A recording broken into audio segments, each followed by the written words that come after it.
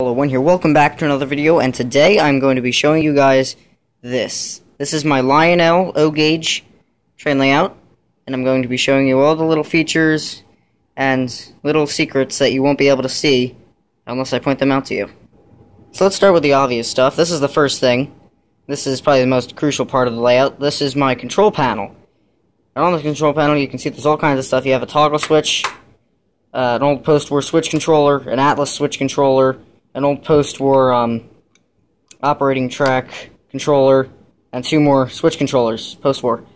Underneath of it, we have my Lionel TMCC system. I'll show you what that controls in a minute. We have the post-war ZW, which is a very nice transformer. It works very well, despite its age. And then we have this, which is a modern-era transformer. I'm not exactly sure of the classification. And then underneath of it, we have this little 90-watt power source that I use for most of my accessories. So I've turned up the 90-watt power source up to probably about halfway. You just turn this little knob here, and it moves. And that's how you power it up. And I'm going to flick this toggle switch, and this toggle switch will toggle all the lights inside the houses and on that searchlight. Ta-da! So yeah, like I said, it turns on the lights in the water tower, the two little houses there, the 156 freight station, the school, and the little yard light. And I really want to make it so that it lights up that trolley as well. But I have not figured that out. I'm going to have to tear out the motor, fix the lighting, and redo all the wiring. So I'm not going to do that yet because that trolley still operates. And it works very well. Flick the switch again, and they all turn off. And now for the top of the layout, which is probably the best part. This is what everyone will judge you on. This is what people see when they see your layout. And we're going to start with two of the quote-unquote, playable things. The first one is this little crossing gate here. It's not actually very little. It's actually way out of scale. But this little button here, I'm using the camera to figure out where my fingers are, so that's why my hands are sometimes off. So if I press this button, the gate goes down. You release it and it comes back up. Then on the other side of the layout, there's a little black switch here. And it's kind of hard to see, but here's where it is. And what this switch does is this will toggle the banjo signal. Now this is a post-war banjo signal, so it is really loud in person, and I'm not sure if it's going to be as loud on the video, but we're going to find out.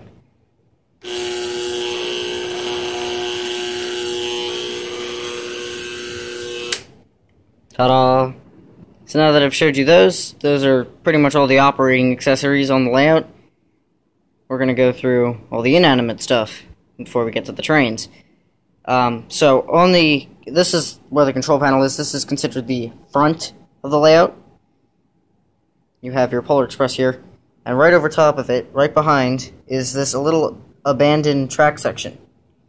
And this was really fun to make. I'm going to move Polar Express backwards with my hands, which is not recommended, but I'm doing it anyway. So this is actually made of strips of wood that I cut into little pieces that make railroad ties. And I was originally going to stain them, but I never got to it. And what I did was I glued them down to the table using modeling glue, put ballast on it, and then glued the ballast down. And I didn't put too much ballast on it. I only put a little ballast on it, and I put it down in the middle so that it ramps off to make it look like the rain has run down the sides. And then I sprinkled some grass on top and some other ground cover and glued that all down. And then I put a little whistle sign there, because the story is this used to be a siding that would go down and connect up to the track right about there. So if we continue following the first loop, the outer loop, you get to this. This is a tunnel, obviously, and these are Atlas, I think, tunnel portals. They're O gauge, so they're nowhere near scale, but they can carry auto racks and double stack flat cars, which are pretty nice. But I don't have any, so it's kind of pointless right now. But on the inside, this is basically just a box that I stuck 2 layers of insulation foam on top of it to level it off with the top of the tunnel portals, and even still, it isn't quite level. I glued the box down, taped it, and then I put this side of the mountain on, and put plaster cloth, scenic'd it, and then I did the top, and the top was really fun because I got to make it into a little campsite. I made the tent out of cardboard, spray painted it, took like 10 coats because I completely forgot that cardboard absorbs paint. So be wary of that. These are basically just 2 branches, or they're not even that, they're supposed to be trunks, tree trunks, but they're actually just sticks. And then I have some smaller sticks as firewood, surrounded by aquarium stones. I have a tree, and then the other side of the tunnel. Now, if you're going to do a tunnel like this, there's a couple things you have to know. And the first is that this is totally not recommended, and I was really stupid when I put this thing together. I figured, I could just make a box, put 2 tunnel portals on it, and it'd be all good. What I did not consider is that it's on a curve. So what's going to happen is if I bring the Polar Express back, there's a lot of overhang. And now I did consider this, and that's why it's hugely off-center. But when you put a train through, you can see overhang basically is how much the train hangs off the edge. And you really can't see that because my shadow's in the way. But it hangs off a lot. Now here's the problem. If I keep pushing this train through, without bending the handrails on the tender, I can get to one of the passenger cars. And I'm just going to keep pushing that in. And look how close. I'm trying to get the shadow out of the way. Look how close that comes to the edge of that portal. That is ridiculous. And at first I thought it was scraping it, and then I realized it wasn't. And ever since then I've been trying to fix the problem. And I have never gotten around to it, and I really should, because I don't want to damage these cars. They were very expensive, and they were given to me as a gift. I do not own them. So that does it for the tunnel. And then you come out of the tunnel, and you see this little siding. And this is my Erie switcher on it, that I will do a review on pretty soon. That'll come out at some point. So, at the end of this siding, you have the little bumper, that's the Atlas bumper. And you come down, and it rejoins with the main line. And this is the Atlas switch. I have the controller for, and I'll show you that in a bit. And then the track comes around, and over this little gravel area next to the station, and continues on its merry way, and I'll get to all that in a little bit. But first, I'm going to talk about this. This, if you look at my other videos of this layout, this originally was a coal facility, and I had a little coal tower here. Now, we have, our family is a very clumsy family, so, it was happening a lot, and we kept knocking this thing off, and I kept having to rebuild it, and I think on the 5th time that this fell off, I bothered to throw all the pieces together, and I threw it under the platform, and I took the station and put it here, because this line, which used to be the passenger line, the center loop, had become a freight line. And the station used to be right there, and you can still see where the grass edge is from where the station is, or used to be. But I moved it over here, because now this outer loop is the passenger line, and that is how this freight facility became a passenger facility. So if you come out of the passenger station, you see these. These I want to fix. These are actually just blocks of insulation foam that I put grass on top of and some sticks, and that's how I made my hills. You come down, you go across the magical floating tracks across the river. That one has a bridge, this one does not. I do not have a girder bridge to put on this one, and if I did, it would be hanging over the edge like crazy, and the overhang from the front of the cowcatcher on the steam locomotives will be constantly running into it. So there's nothing there right now. But anyway, you keep going, and you hit the dark shade of grass, and you come around this corner where I have a little bit of a hill. This is where I do my recordings for my reviews. There you go. But I do take off this hill, because this hill is really just insulation foam. So I just take this hill off, and I can do my reviews. And when I'm done, I just put it back on, and then we're ready to run trains again with the scenery.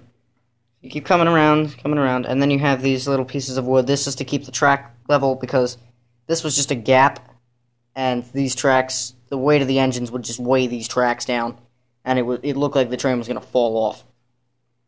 So, keep coming, you go past, over the 2 grade crossings that do not have signals except for this one. This one actually goes into the street. Come around, past the radio tower that goes into the street, because I did not think that scenery through, and you're back to where you started. The outer track pretty much follows the same path, only it's a little bit more curvy and there's no tunnels. So it goes to the station that's near the abandoned tracks, which is now a freight station. comes down off the incline, through a tunnel. I did say it has no tunnels. It does have tunnels, but it does not go through this tunnel. This is homemade. These were gotten from a friend. Well, a friend of one of my relatives. Track comes out, curves around. I did not have enough straights, that's why it's so curvy. Go around the pole, back through, over the girder bridge that goes through the river, that goes to a lake, comes back around, and goes past the school, over the 2 crossings, and back up. The middle track's pretty simple. It goes around in a loop, and you can kind of see the way it goes. Now, this would have been rectangular, but when I first set up the layout, when I expanded it, this outer track of Atlas, or this middle track, which is Atlas, was fast track.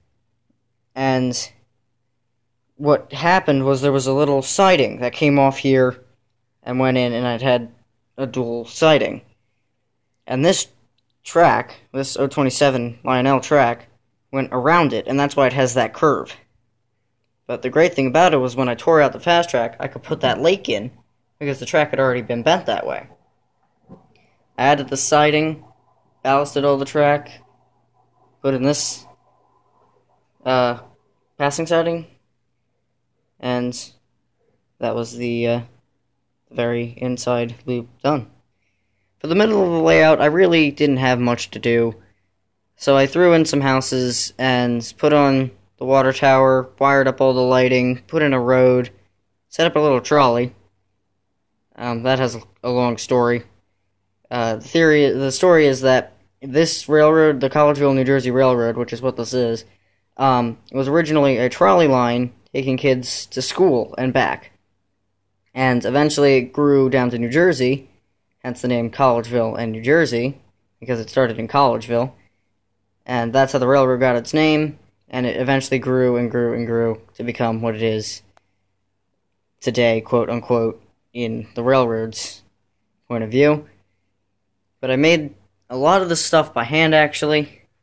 Like behind this house, this fence is made by hand. Those sticks were found outside. Those stones around the flagpole are fish tank stones. All the sticks are again from outside. And I used insulation foam because that's just what I had lying around to make the hills. So I am very resourceful. I use what I can to make this layout. Now for some of the stuff that you really can't see unless I tell it to you. This layout is actually 2 tables put together, but the 2 tables are secured together to make it one unit. The proof of this is right here. This is where the old layout meets with the new layout. And the way this was a 4 foot by 5.5, or 4.5 foot, I think, by 5 foot, one of those two. It was one of those 2-sized layouts, and it was just a little rectangle. And you can actually, just barely, well, you can see it actually really well on the camera, you can see where the old 027 track was. Because the dust collected everywhere else, and it did not collect there because that's where the track was. So you can still see the old track in the grass, which I think is really cool. So that was pretty much the outside of the track. And in fact, where that road cuts off was the fast track loop that basically hung over the edge of the layout. So we brought it down here and added this new layer, this new section, which is everything from basically here out. And on this side, you can kind of see what it was, but it was basically like here back was all added in, and then this side was pretty much where the end of that road is to the edge of the platform. And here's the other thing. You can see where all this dark grass is, where it kind of merges in with the light grass. This used to be a hill that was here, and this hill was basically like the world's steepest incline.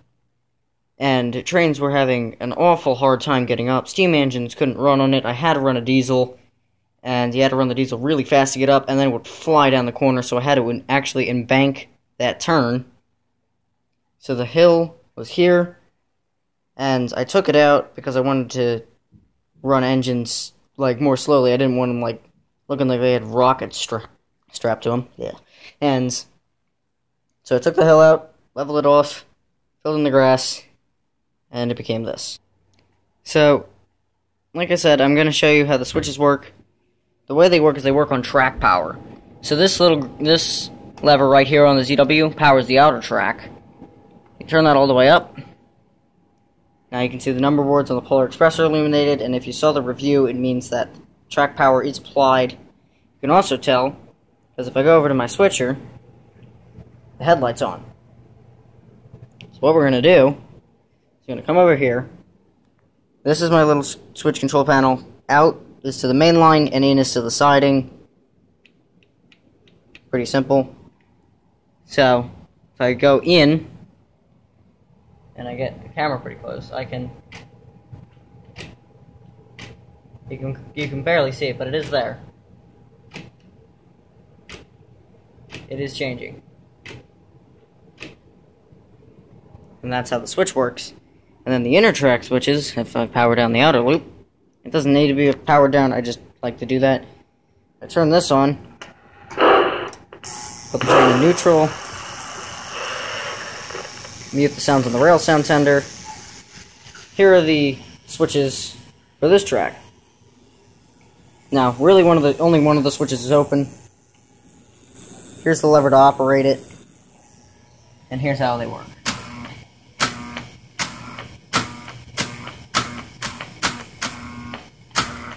They work really well. They have safety features built in, so that if it's facing the wrong way and the train runs over it, if I turn on, I'll tell one.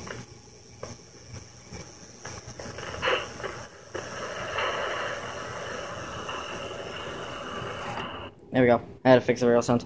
So it's designed so that if a train goes over it and it's facing the wrong way, it automatically changes the switch to be facing the right way. There's the operating track that has the little control that I showed you earlier. But that pretty much does it for the layout. So if you want to see trains running on this, I have another video on my channel. You can watch that. The layout will not look exactly like this, but it will look pretty similar. But there have been some changes, and you may be able to notice them through this video. Anyway, I am CW Holo 1, and have a good day, or maybe good night in your case.